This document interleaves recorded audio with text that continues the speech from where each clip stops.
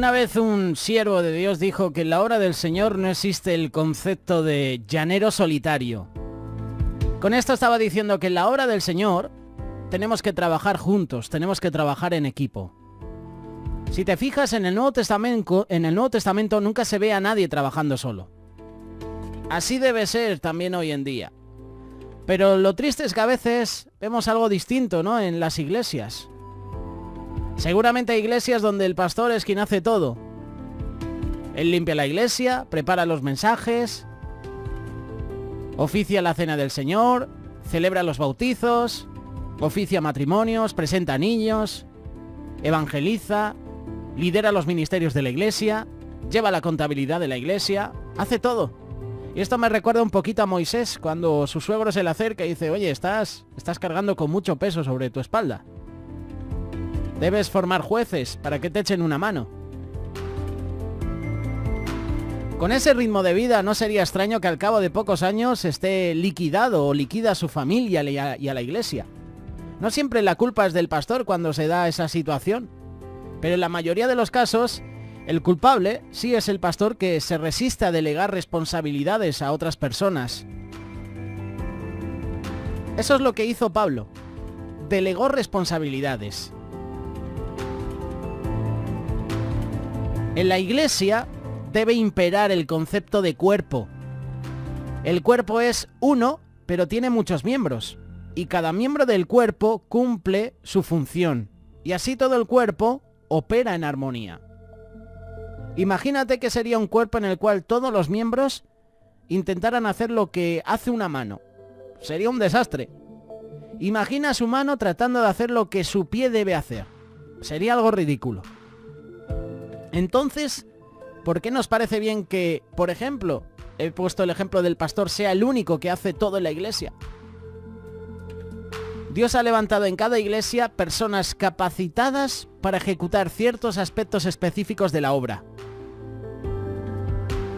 Un pastor sabio tratará siempre de delegar funciones a estas personas capacitadas y así crear un espíritu de equipo.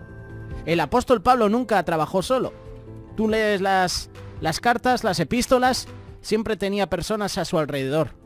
Personas en quienes podía confiar y a quienes normalmente delegaba funciones específicas del ministerio.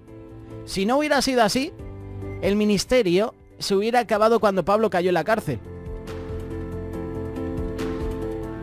Pero sabemos que el ministerio continuó aun cuando Pablo fue encarcelado. Pablo estaba en la cárcel, pero tenía hermanos que ministraban. Tenían hermanos que hacían esa función que Pablo no podía hacer porque estaba preso. Predicaban en el evangelio, visitaban a las viudas, sanaban enfermos. ¿Quiénes fueron los que ejecutaron el ministerio? Colaboradores. Ese fue el equipo de Pablo. En este estudio bíblico, en esta pequeña reflexión, vamos a conocer algo de dos colaboradores del apóstol Pablo.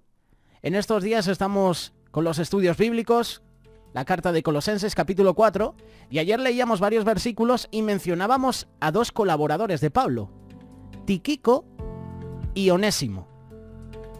Por cierto, yo no pondría a mis hijos ese nombre, ninguno de los dos, pero oye, la labor que hicieron es lo que cuenta. Colosenses capítulo 4, versículos del 7 al 9, lo vamos a leer. Todo lo que a mí se refiere, os lo hará saber Tíquico, amado hermano y fiel ministro y consiervo en el Señor, el cual he enviado a vosotros para esto mismo, para que conozca lo que a vosotros se refiere y conforte vuestros corazones. Además no le envió solo, lo envió con Onésimo, amado y fiel hermano que es uno de vosotros. Todo lo que acá pasa, os lo harán saber.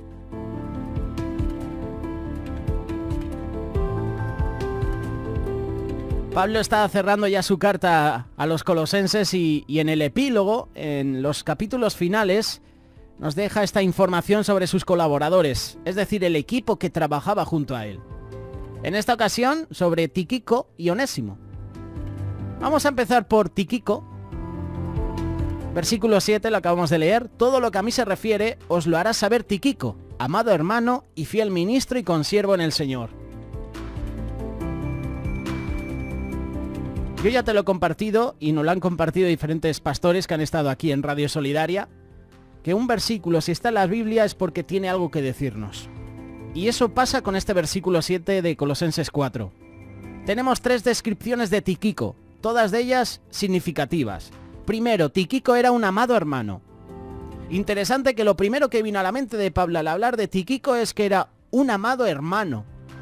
Amado nos habla de la estrecha relación que existía entre ellos. La palabra hermano es el título más digno que un hijo de Dios puede anteponer a su nombre. Y muchos hoy en día como que se avergüenzan de ser llamados hermanos. Pero deberían recordar que el título de hermano está sobre cualquier otro título que el hombre en su carne podría pensar que es muy digno. ¿Estamos haciendo nosotros la función de amados hermanos? ¿De ser hermano a un hermano que a lo mejor necesita ayuda? Yo no sé tú, pero en el mundo evangélico se han levantado pasiones por anteponer títulos antes de los nombres. El apóstol, tal. La profeta, la pastora, el misionero, ¿sabes? El ungido, el reverendo, cosas así por el estilo.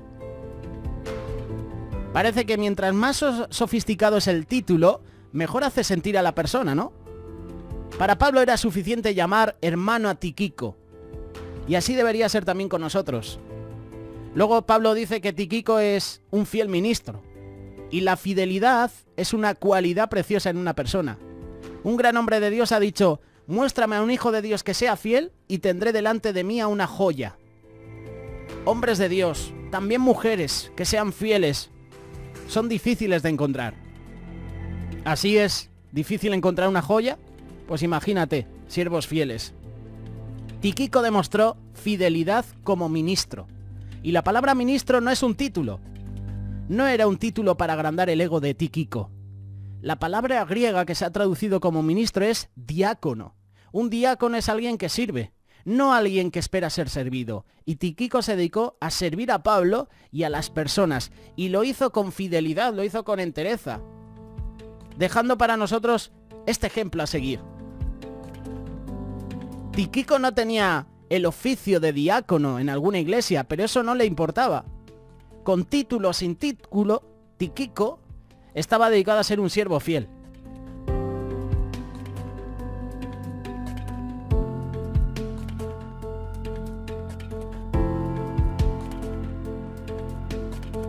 Escuchaba el otro día una reflexión y también la podemos compartir a través de un texto para algún oyente si la quiere.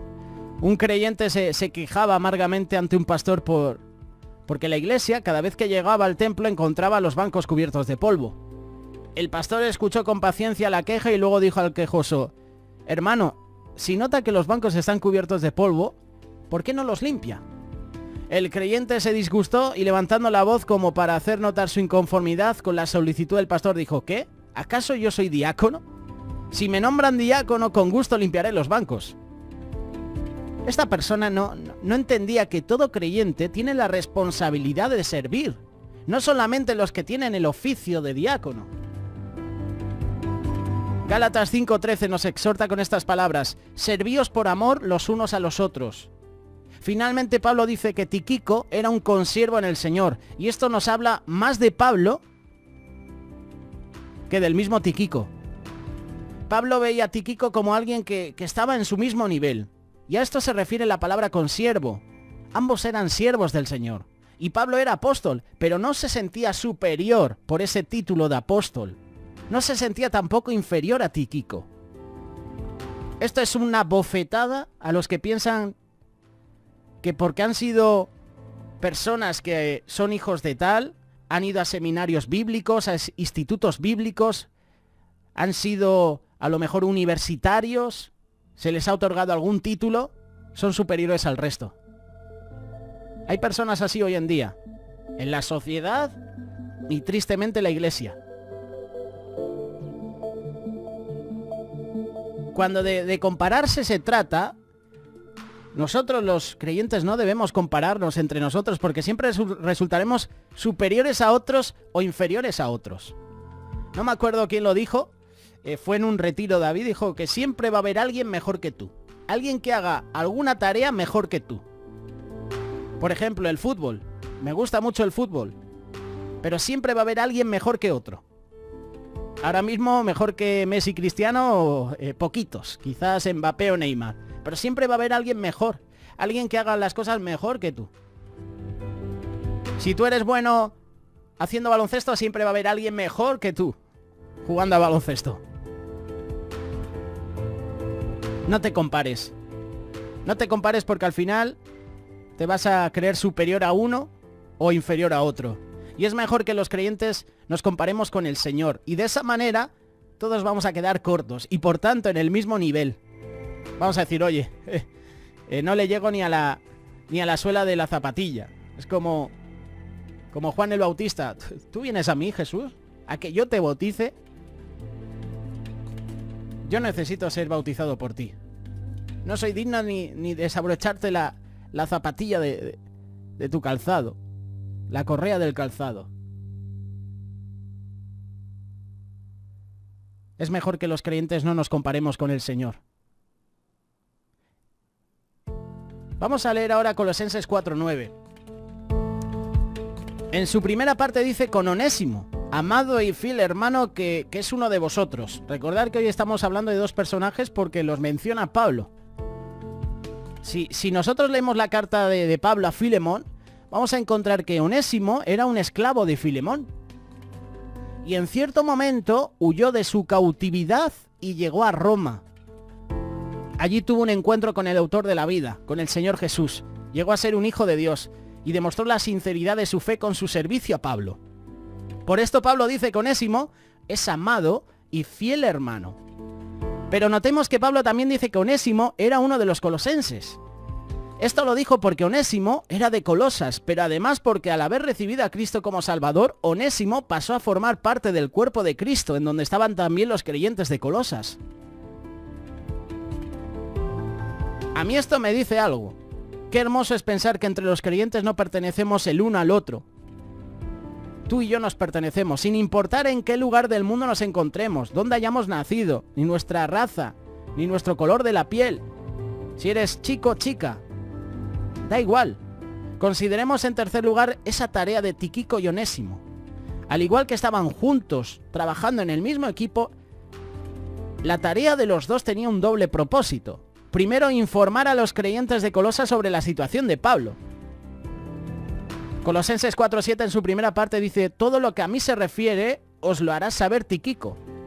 También al hablar de Onésimo, Pablo dice lo siguiente al final de Colosenses capítulo 4, verso 9. Todo lo que acá pasa, os lo harán saber. Tíquico y Onésimo no solamente llevaron la carta de Pablo a Colosas, sino que eran los mensajeros de Pablo para que los colosenses se enteraran de primera mano en cuanto a cómo estaba Pablo en prisión. Y es importante en la obra del Señor que los creyentes estemos informados lo más posible acerca de otros creyentes, que nos preocupemos cómo está la obra del Señor en otros países, que hagamos cadenas de oración por personas que están en otros países sirviendo al Señor, de misioneros. Así los podemos apoyar espiritualmente, emocionalmente, materialmente. El trabajo que hace Remar no es en vano, enviando contenedores. ¿Ves? Aquí está el apoyo materialmente. Emocionalmente, porque a lo mejor alguna persona está enferma. Orar por ella. Espiritualmente, consolarla, animarla, bendecirla. El segundo propósito de la tarea de Tíquico y Onésimo eran que ellos se informen de la situación de los creyentes en Colosas. Y luego lo comuniquen a Pablo. Colosenses 4:8 dice, el cual he enviado a vosotros para esto mismo, para que conozcan lo que a vosotros se refiere y conforte vuestros corazones. Tíquico especialmente era el medio por el cual Pablo iba a conocer la situación de Colosas. Y qué amor tenía Pablo para las personas de allí. Quería saber detalles sobre ellos para poder orar con inteligencia. De paso, Tíquico debía confortar los corazones de los colosenses. Y este es un ministerio importante. Pero no es un ministerio que solo corresponde al pastor, a su esposa, al copastor de una iglesia, a todos nosotros.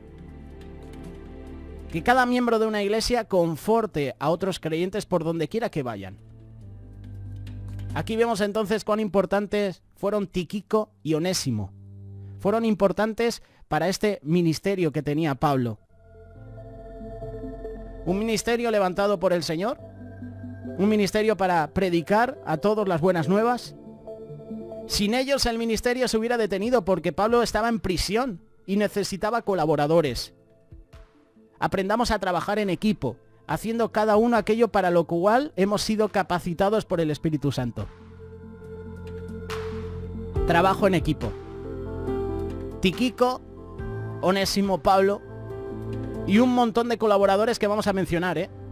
Está Demas, está Juan Marcos, Bernabé, Aristarco, que por cierto ya hemos hablado de él.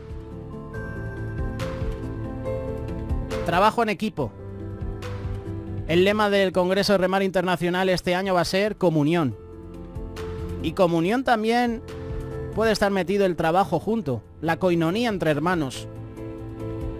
Trabajo en equipo. ¿Trabajas en equipo o te gusta trabajar solo? Esposo y esposa, trabajo en equipo.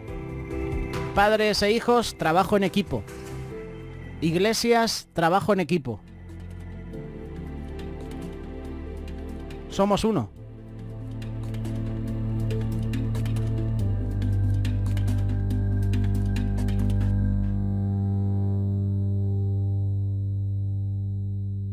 Radio Solidaria, una radio comprometida.